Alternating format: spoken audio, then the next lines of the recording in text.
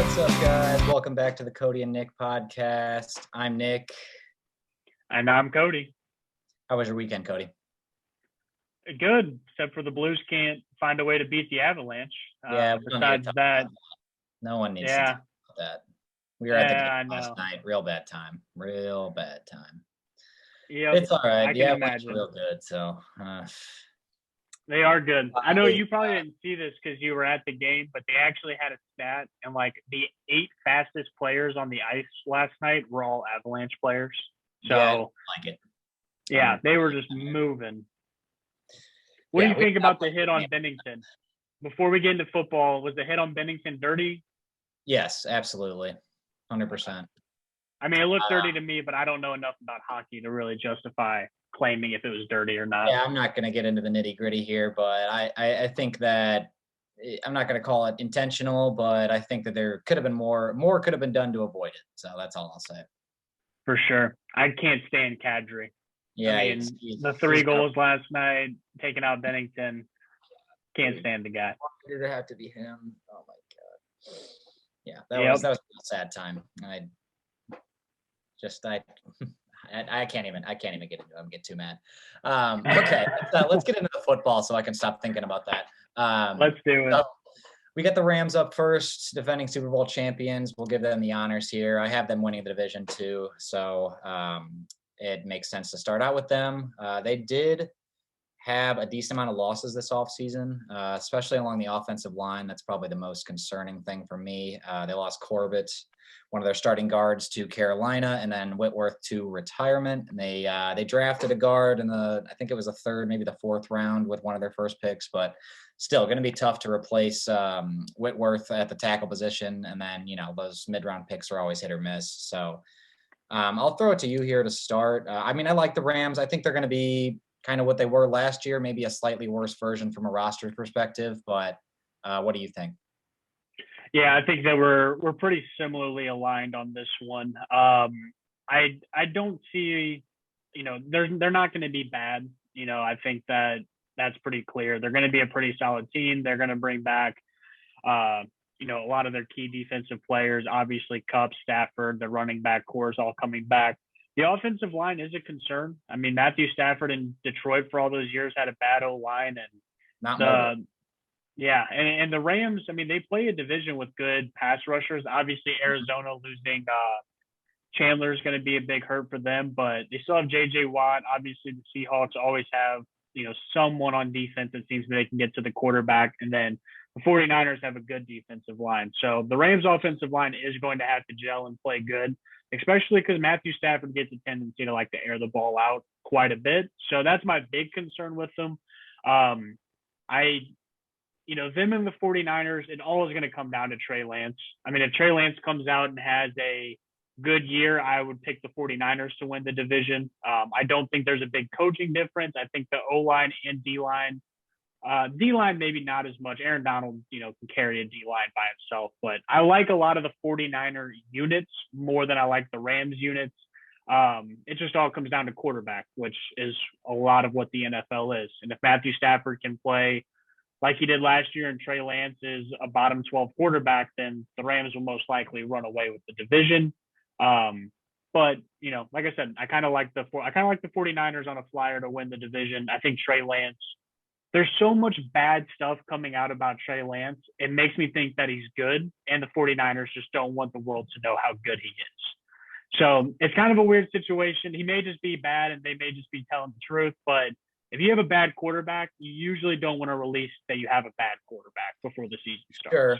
Yeah, no, I mean, I totally get that. Honestly, I don't want to believe anything I hear about Lance. He's a total wild card to me. I mean, he's a 3rd overall pick for a reason. He's got a lot of talent, but I mean, if you're asking me what I think is going to be better this year, Stafford or Lance, I have to go with Stafford because he just won the Super Bowl, been a good quarterback for a long time. But yeah, I mean, I think from a roster's perspective, the 49ers are probably a little bit deeper, as far as quality position players go. I think if you made a top 20 list of the 49ers and the Rams roster, 12 or 13 of the players would be from the 49ers, but more of the top 10 would be on the top. That makes sense. Exactly. Yeah. That is kind of their weakness, I'd say, is that they are top heavy. I mean, in the playoffs last year, Donald, Ramsey, Cup, Stafford, none of them got hurt. Beckham obviously got hurt towards the end in the Super Bowl, but he'd already made a couple plays for them at that point. Yeah, I mean, if they lose any one of those four guys, it's going to be real tough for them. But yeah, I mean, if those guys stay healthy like they did last year, I think the Rams are shoe in for 10 wins, and maybe not the potential for 14 or 15 like I think the 49ers could have if everything goes perfectly for them and Lance is great. But yeah, I mean, I don't see a world where the Rams don't win 10 games unless one of their big four gets hurt. Yeah, their over-under is 10.5. You get the same odds at -110 for both under and over. Which way would you lean if you had to bet it today? I'm not a huge fan. I would go over, but that number's pretty good. Yeah, I mean, I could see them right at 10 or 11, so I probably wouldn't attack that, especially with no juice one way or the other there. And kind of the same for the 49ers. They're at 10 exactly. You have to get to 11 to make the over, which actually has it plus money right now, but I'm not confident enough in Lance to say they're going to win 11 games. That's a pretty good football team to go 11-6. I do have them projected that way, but I think that's closer to their ceiling than I would want to be living at on a bet like that. So I would probably stay away from the over/under totals here. I have a few more best bets coming up a little bit later on that we'll get into with the Cardinals and the Seahawks. But as far as the betting goes, I think the Rams and the 49ers are just kind of placed pretty well right now. So I'd probably wait for a little movement to attack those lines. Let's get into the NFC side of this, unless you have one more thing. No, we'll get into the 49ers in a little bit. Let's get into the Rams fantasy side. So Kupp is obvious. I mean, he's probably the number one on most people's boards, wide receiver wise. He might even be the number one overall on some people's boards, and I don't really blame him. I mean, his production is going to take a step back, but there's a lot of room for a step back and still being an incredible wide receiver because he was so off the charts last year. I mean, 191 targets is just insanity. I mean, he could come down to 160 and still be at almost 10 a game. So there's a lot of room for him to regress a little bit and still be a great player. So I have no problem if you want to take him 102. I think if it's a PPR league, I'll take Kupp 101 and not I wouldn't argue that. I'd still take Taylor just because of the positional value there. I think there's a lot more at the wide receiver spot in the top 10. Pretty much everybody after Taylor has questions. I mean, we'll get into the Colts eventually, but that running back position is tough this year. So I'd probably lean Taylor at the 101, but after that, you want to take Kupp, I have no arguments with it. Yeah, I completely agree with you. I mean, he has to be the wide receiver one. I don't see Allen Robinson coming in and just taking a lot of those targets from Kupp. And you saw in the Super Bowl, as soon as OBJ got hurt, I mean, Stafford just threw to Kupp as much as he possibly could. Like he's that safety blanket that Stafford kind of needs, and he will just hyper target him if he has the opportunity to. So, yeah, I mean, Kupp needs some help on the outside too. I mean, I think Robinson's almost better for him than if you just had Van Jefferson out there and then, whoever. So, I mean, there needs to be someone out there to keep defenses honest. So I think Robinson is probably a plus for that offense. Yep. Yeah, absolutely. I will say I could. Sorry, go ahead. I will say though, I would probably take a flyer on Chase over Kupp and take a running back where Kupp is at the 102 or something like that. Just because I could see Chase, I mean, he had a breakout year as a rookie, and I would imagine he has to be, he took a year off from football and came out to the NFL and did that. Yeah. Now he's going to have a whole year underneath him. Him and Joe Burrow have a whole off season to get even more on the same page. Like I think Chase is my wide receiver one. And it's who I think is going to be wide receiver one at the end of the year. So I would choose Chase over Kupp just because you could get him a couple spots later if you needed to. But if you take Kupp, there's no argument there. I mean, he's clearly number one last year and could easily do it again in that offense. Yeah, I would agree with you. I would have Kupp one over Chase, but I think it's splitting hairs between him and Jefferson. I would rather have whichever one of those three falls the farthest. I have no real differences between, again, like Kupp, just that target volume. I have to put him one, but if you told me you're getting Jefferson at 108 or Kupp at 103, give me Jefferson at 108 or Chase at 107. I would rather just take the guy that falls a little bit farther. because I don't really see much separation there at the top. I think those three are definitely in a tier on their own, though. Yep, absolutely. All right, let's move into Akers here. This is the one that gives me a little pause on the Rams side. It seems like you feel a little bit the same way. He's being drafted pretty high right now. I mean, you're looking at 28th overall in ADP. And when I say that, I'm using the NFC drafting, which is a amalgamation of a lot of high stakes leagues. So, not always the case, but for the most part, you're going to be looking at a lot of very intense drafters there that know what they're doing. So there's a reason that he's going that high, but at the same time, 28th overall is a little rich for my blood. Akers coming off that Achilles tear. It was remarkable that he came back in the time that he did, but he did not look good in the playoffs. His efficiency was horrible, and he just looked like he had lost a step. So, I mean, give him another 8 months to recover. Maybe he's his old self, and he's going to go be the lead guy for the Rams. But they drafted Kyron Williams. You still got, his name's escaping me, Henderson. You got Darrell Henderson there still. He has to take passing down work. So, I don't know. I'd have to see Akers fall a little bit for me to end up with him on any of my redraft teams.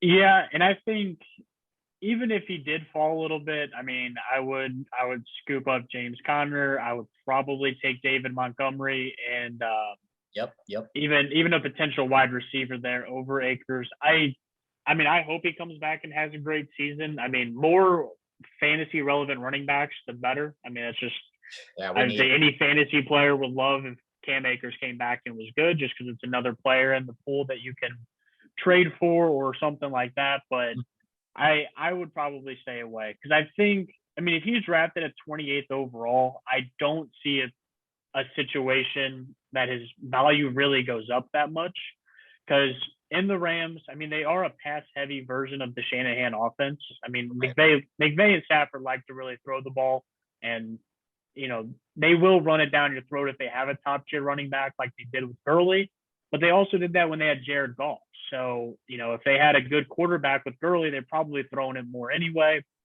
It's just kind of tough. I think it's going to be more, he's going to be splitting downs with Darrell Henderson a lot.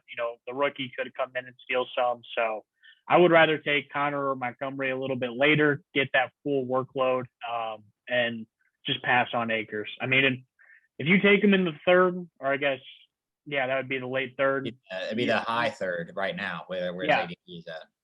Yeah, high third. If you take him there, you are projecting that he's going to break out again this year. And I don't see that happening, and I would pass on him. I mean, if something comes out, bad news, and he falls further in the draft, I may take a flyer on him if I have two good running backs and he could be a great RB3. That's an opportunity. But where he's at right now, I'm taking either my RB2 at that spot or my wide receiver 1. And I just don't think he's going to be good enough to be an RB2 at this point where we're evaluating. Yeah, it's all about ADP with him. The players around him, I think we both agree we just like a lot more. Even like plus or minus 5 spots from 28, I'd probably take almost all of those guys over Akers. I mean, obviously it kind of depends on what sort of draft strategy you want to go with, but Akers has high upside for sure, but at 28, you're banking on that high upside pulling off, and he does have a far downside. So it's a risky pick that high. I think there's safer players in that area that can give you more value. Like we said, James Conner we'll get into later, but let's move on. He also came back and had a fumble issue. So I don't really like my running backs having fumble issues either, because that'll get you benched really fast if you start. O-line concerns also affect him more than Kupp or Robinson in this case. So there's a few concerns with Akers for sure, and to take him at 20 high third, that's risky. So Robinson, he's sitting at 60th overall in the ADP, which would be in a 12-teamer. That would be the last pick in the 5th round, early 6th possibly. I like him. I think he's got a chance for a bounce back. Stafford's the best quarterback he's ever played with, not even close. But that seems like that value seems about right. And I kind of like to target players that I feel are undervalued. And I feel like Robinson is about valued correctly right now. So he'd have to slip a little bit in one of my drafts for me to end up with him on a redraft team. Yeah, I agree with that. I would personally take Sutton and Mooney over him. Those are kind of the Great. people or the players we have grouped around him, just They're because they both have just wide receiver one potentials.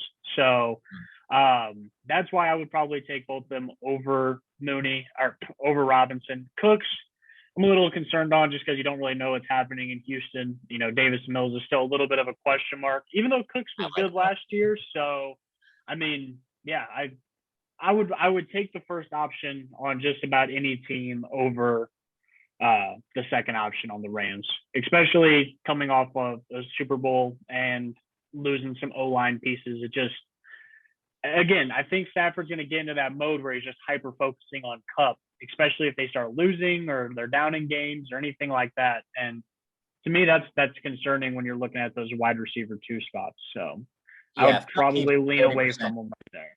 if Cup keeps his 30% target share, it's going to be hard for Robinson to return wide receiver two value. He's just going to be too inconsistent if he's only getting 18% of the targets. So we'll see if the target share kind of evens out a little bit there, and if Robinson can, regain his form after a little bit of a down year last year. But I think we both think he's valued about correctly, maybe a little bit overvalued at this point, and there are just some other players in that area that we like a little bit more as far as upside goes, because I think that's kind of the thing with Robinson is that even if things work out, his upside's just not really there. I mean, I could see him getting to wide receiver 12, maybe even 10, but no, I mean, it's almost impossible to get above that unless he just has a ridiculous touchdown season or something like that. Yep, I do have a little bit of hope for him though, just because the Rams don't seem to sign bad free agents.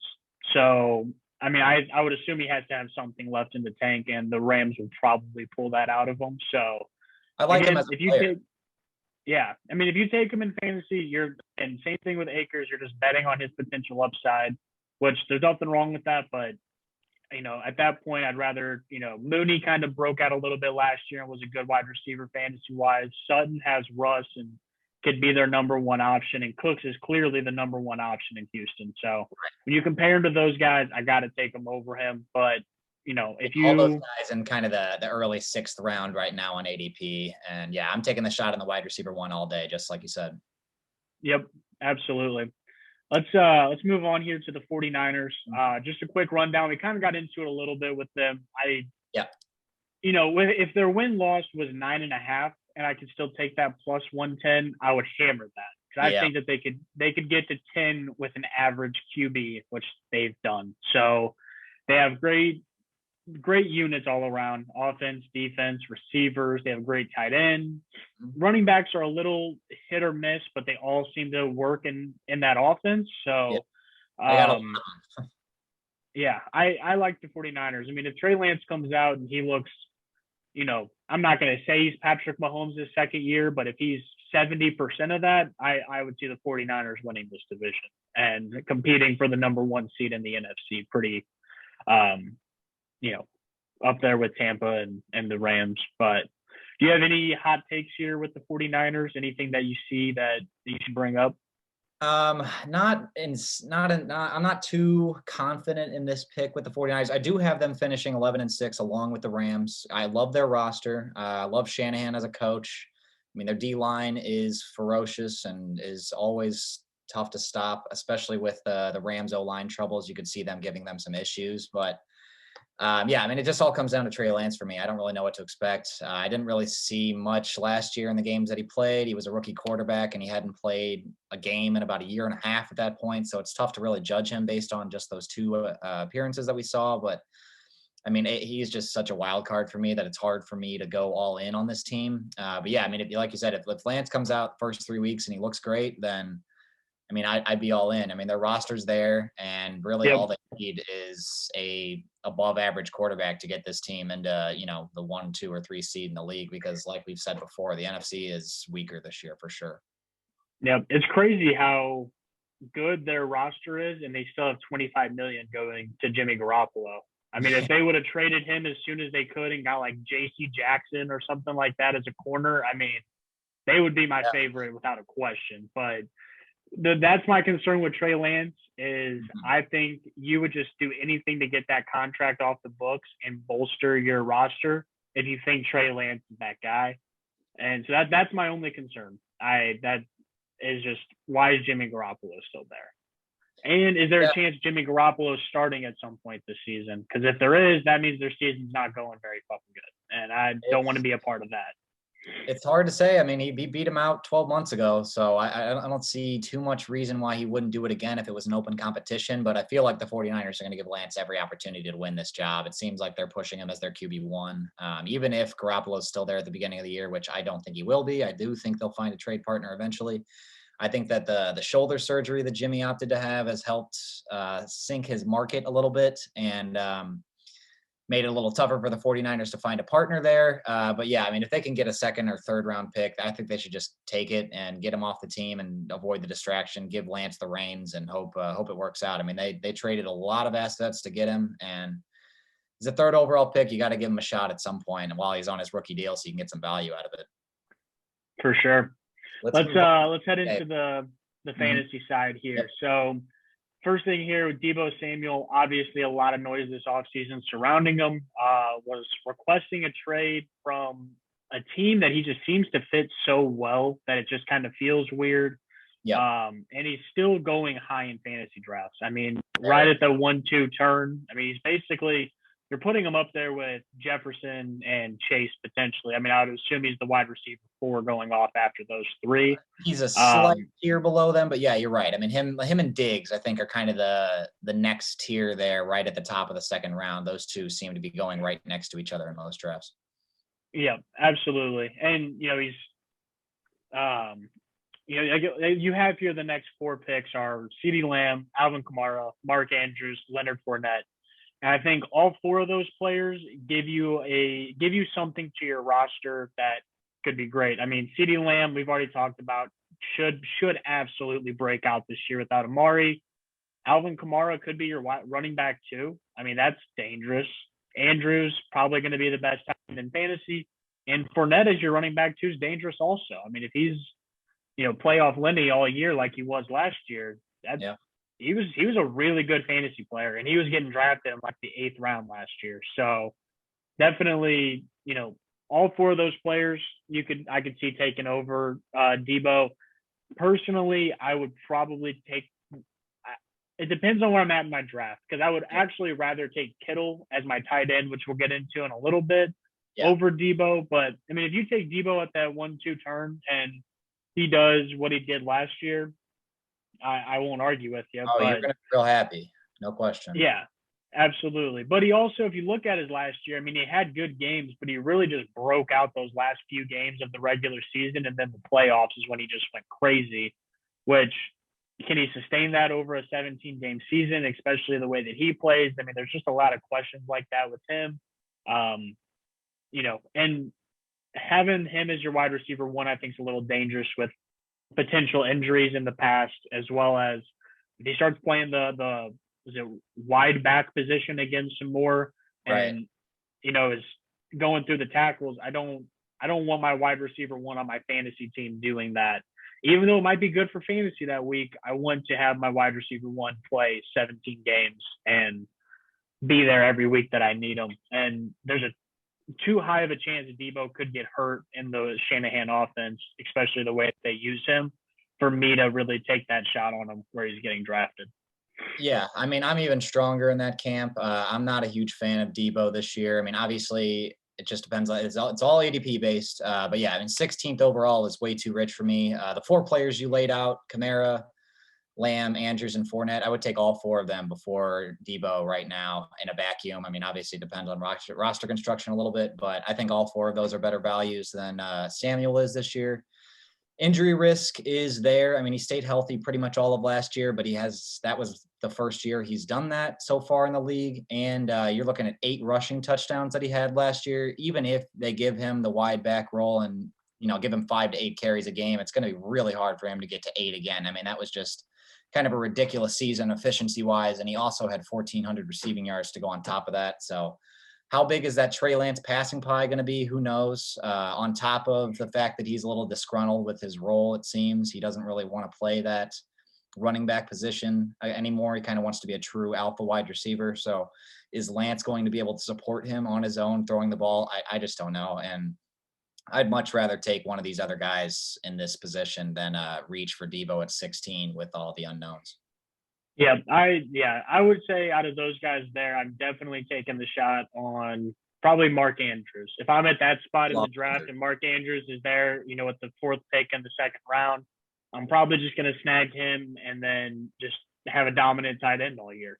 Yeah, I mean, we talked about this before, but we prefer kind of the studs or streamer strategy with the tight end. So if you're not grabbing one of those top 4 or 5 guys, then I'm pretty much going to wait until one of my last 2 or 3 picks to grab a guy with a good matchup in week 1 and then just stream the position from there. But I absolutely love ending up with, if you can grab Andrews in late round 2, that's a great value. And it's hard to not see him catching 10 touchdowns in this offense just because he's going to be the clear one. And Lamar Jackson's always been kind of an efficient touchdown thrower because of how much the defense has to rely on their run defense. They have to commit up to the run game a lot. So Andrews is able to get some easy looks in the red zone a lot. If he throws you the season he did last year, he's going to be worth a 1st round pick. So I think there's potential for him to move up the board, honestly, at late round 2. On your ADP that you have there, do they have Kelsey going in front of Andrews or after? They do. I think Kelsey is, let me take a real quick look. He's 15. So he's 1 spot ahead of Debo on this ADP, which makes sense. I think Kelsey's probably a little safer than Andrews in the long run. I mean, he's probably especially with Tyreek on. Exactly. Yeah. I mean, he's going to be the clear one in the Chiefs offense with Mahomes.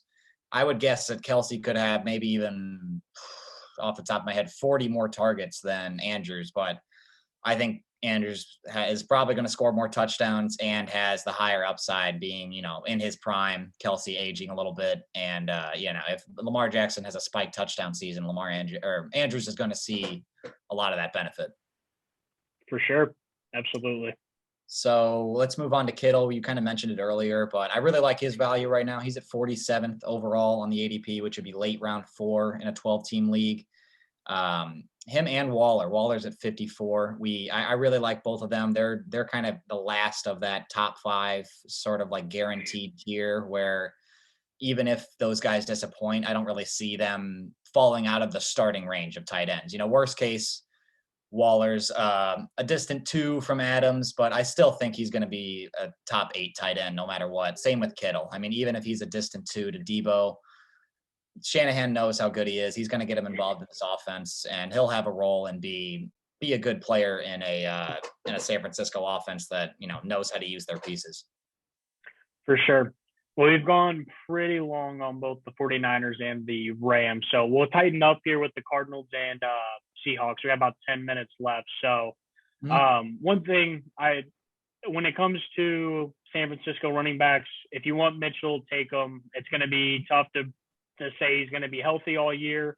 And it seems like the past few years of fantasy, it's just kind of stream whoever's going to be starting for the 49ers and you're going to be in a good spot. That's tough. I don't know. Yeah, I don't think I'm going to be taking them. Like to avoid it. San Francisco's too unpredictable with their running backs. And, if Mitchell falls real far, there is value to be had there. Someone's going to be worth an RB2, but I don't want to guess who. It could be Trey Sermon. It could be the new 3rd-round rookie. I mean, there's just a lot of options there.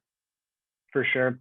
So Cardinals, I don't even know what to say. I haven't really kept up with the whole Kyler situation anymore just because it's kind of annoying. You're the number 1 overall pick. The team's built around you.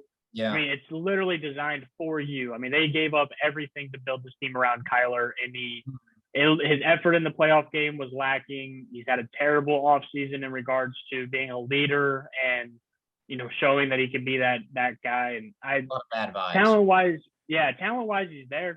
He's one of the best quarterbacks in the league. He scares me how small he is. If he gets one big hit, you're scared if he's going to get up or not. So that's where kind of actual football-wise, I would just be selling on the Cardinals. And you have a note in here. I'm not going to steal I'm not going to take your credit here, but their over-under is 8.5, and you get plus money on the over. That should tell you right there that Vegas doesn't see this team being very good. Vegas, that's what they're talking about. So yeah, that's exactly. That's a big telling sign for me.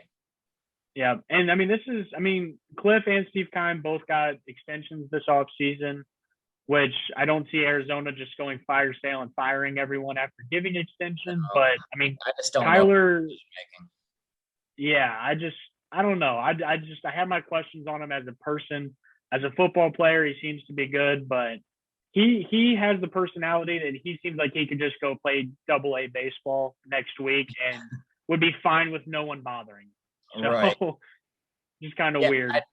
That is it seems like he has been a little questionable under scrutiny. I mean, his personality seems a little immature as well, and just inconsistent on the field. I mean, you kind of see him game to game. Some games he'll come out and look like an MVP candidate, and some games he just doesn't have it. So it's going to be on him to improve his consistency. And I mean, honestly, if he can come out and do that, this team can still be very good. We saw them start 7-0 last year. I mean, they were on fire and their offense looked great. So, I mean, he's got that in him. And really the offense isn't a lot different this year. Obviously, you got Hopkins out for the first 6 games, but I think they upgraded on Christian Kirk with Marquise Brown. They kept Ertz around. They drafted McBride in the 2nd round. I really like him. Tight ends usually take a little bit to come around, but he still looks like a great prospect. I mean, the offensive pieces are there.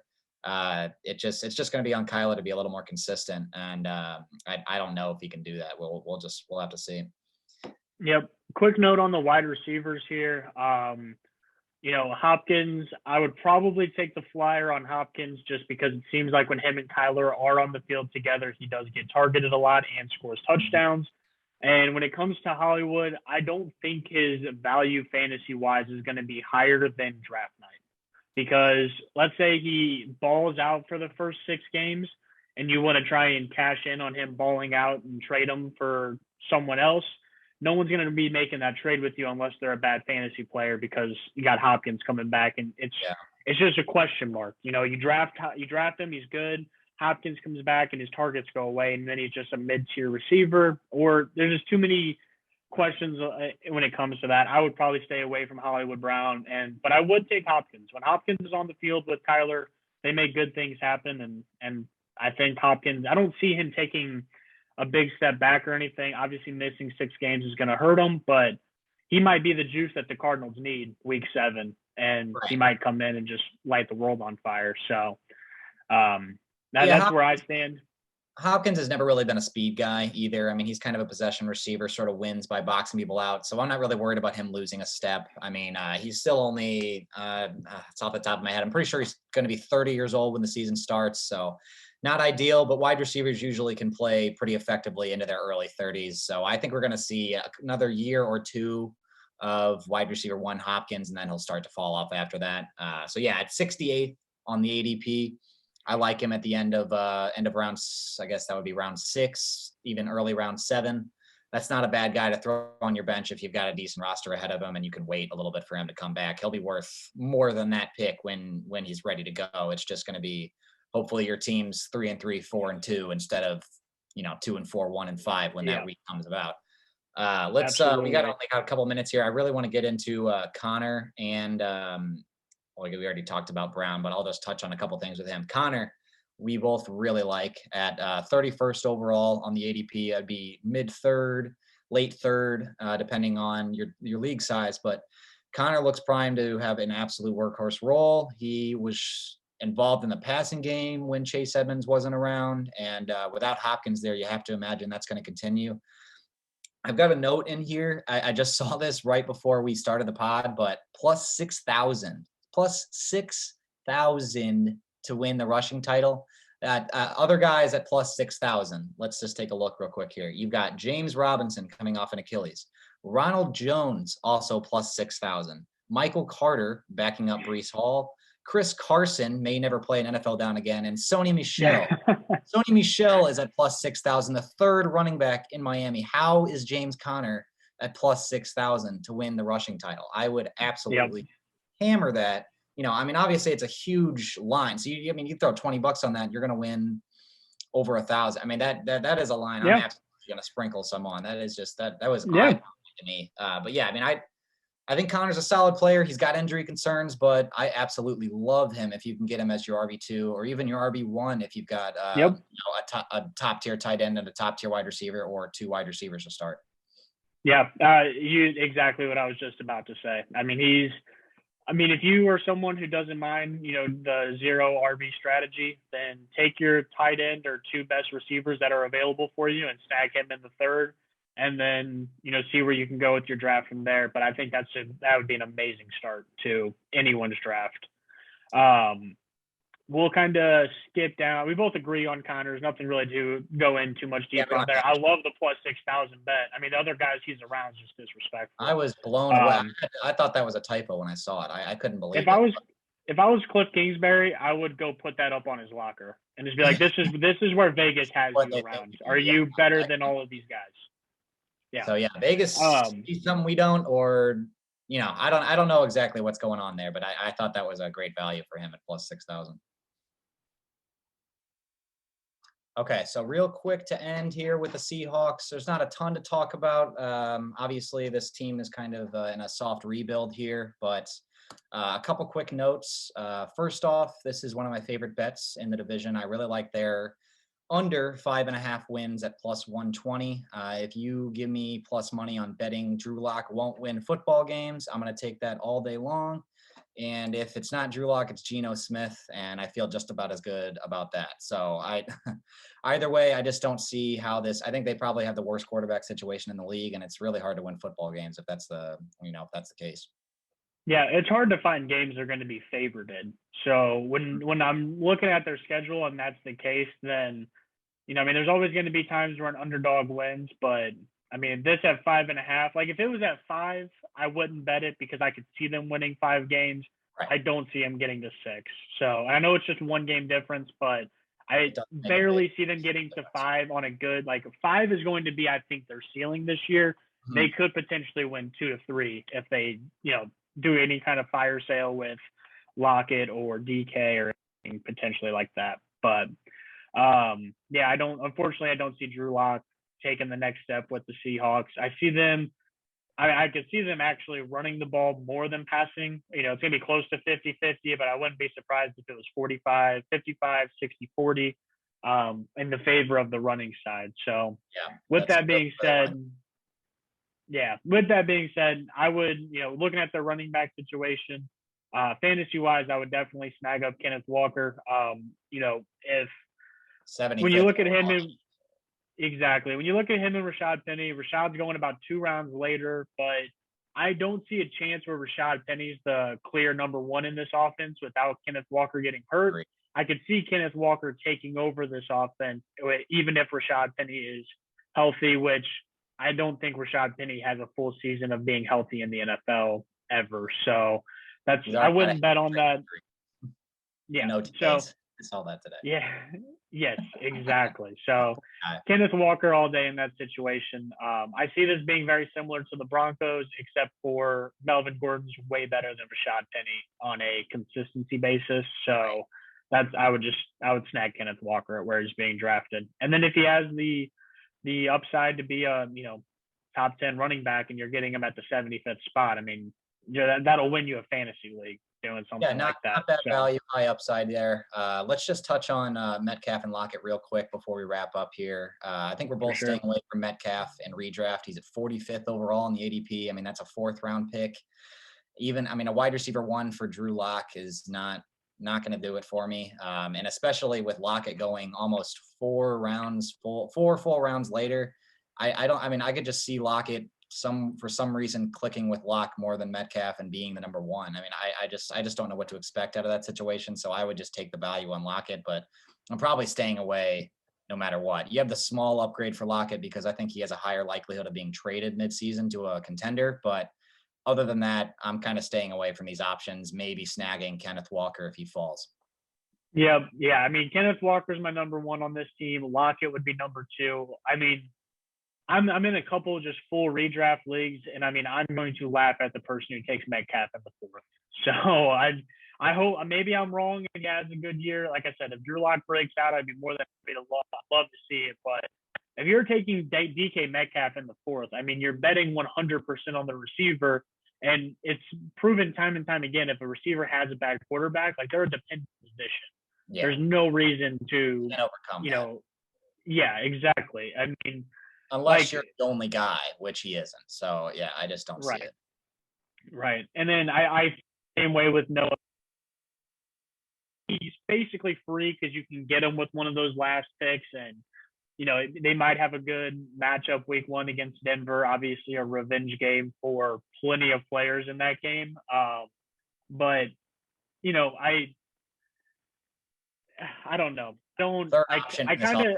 It's going to be hard for him to be anywhere near consistent. Him being a low tier Mike Gesicki, and Mike Gesicki's already like a mid to low tier tight end. So that's where when I put that like rationale in my head, I can't see myself taking Fant up one, and I need to have somebody with my last pick, and Fant's there going against Denver week 1, then I'll probably just snag him. Maybe he scores a touchdown on his old team. Right. I would love to see that. So he's got the pedigree, but it's going to be hard for him to move up without an injury. Let's go ahead and wrap